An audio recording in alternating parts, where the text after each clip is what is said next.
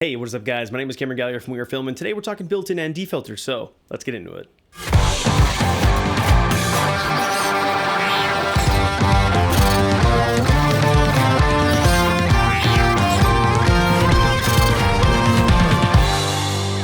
What is up guys, and welcome to the channel. Please be sure to subscribe down below if you're not already, because we have some really cool content coming soon. I'm going to be talking about what I'm shooting with right now, which is the URSA Mini Pro G2.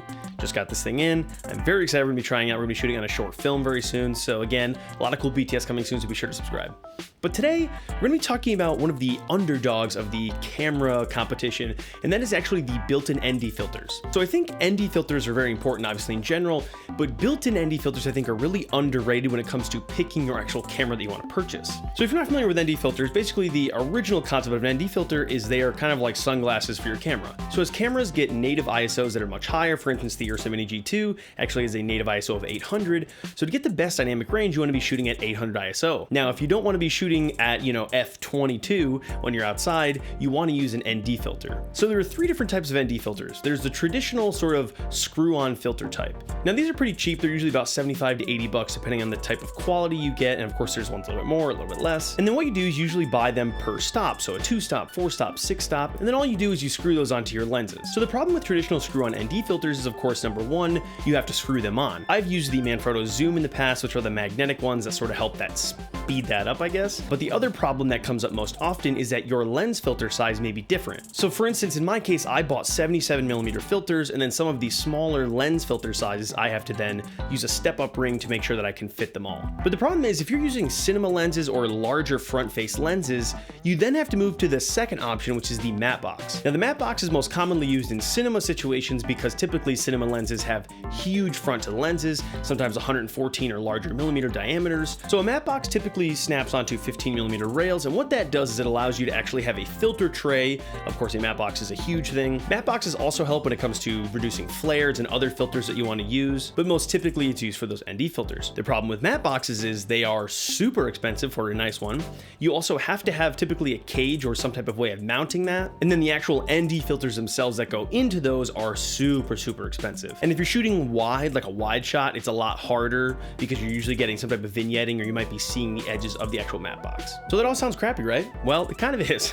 And that's where the third and my favorite come in, the built-in ND filters. So it's on some of the Sony, Canon, ARRI, and Blackmagic series cinema cameras, but it's usually lacking from lower end cameras. And unfortunately, this is one of the most important things that I have ever used. And if you can buy a camera that has built-in ND filters, go and do it. One of the initial things about built-in ND filters is, of course, less time that you have to spend changing ND filters or moving them around or whatever it may be. So for instance, you just grab your lens, you slap it on your camera, and then if you need to have an ND filter, all you need to do is just turn the dial or however the ND filter works on your camera, and there you go. You now have ND.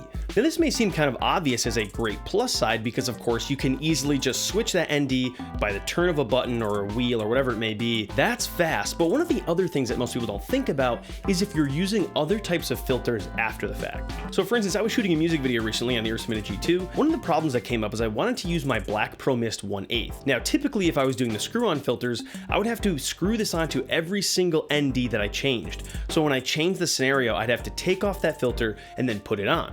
Now obviously if I was using a matte box, I'd have to just slip it in, which would be a lot easier, but again, we talked about the matte box is more expensive. So the great part is that in this case, I have my magnetic zoom from the Manfrotto on my actual Black Pro Mist 1/8. So then all I had to do was connect that to each one of my lenses as I switched, and any ND I needed, I just cranked in the camera. That's it. So suddenly I could use a specialty filter in front of all of my lenses just as easy as I could switch those initial ND.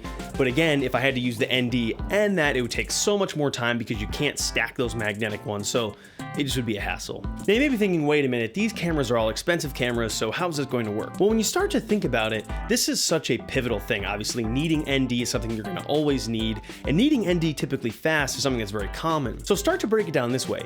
If you were to buy a bunch of different NDs, the threadings, maybe the Zoom Manfrotto kits, which are actually very expensive, suddenly you're a couple $100s on the more standard side in on just your NDs. Now take it from a matte box angle, you're probably about $1,000 in just on the matte box. Of course, like I said, those ND filters, and those filters are much more expensive, and then you'd actually have to have a cage to fit all of that on. And also, typically matte box ND filters are much harder to change on the fly. So now you start to think about it and just like, wow, there's a lot of money you would just spend in those ND filters that are already built into a camera and already just there. Again, these are on nicer cameras, so the advantage is not only do you have a nicer camera, but you also have the ease of having those NDs built in. Now, there are some adapters for some cheaper cameras. I know some micro four thirds to like EF converters. I'm not super crazy about them. I know the EOS R has one that actually looks pretty good, but again, that's not a superior camera to something like the URSA or FS7 or something of that nature. So I think if you're thinking about upgrading your camera, I think built-in NDs are something you should really keep in mind when you're upgrading. It's one of the reasons why I really am not a huge fan of Red,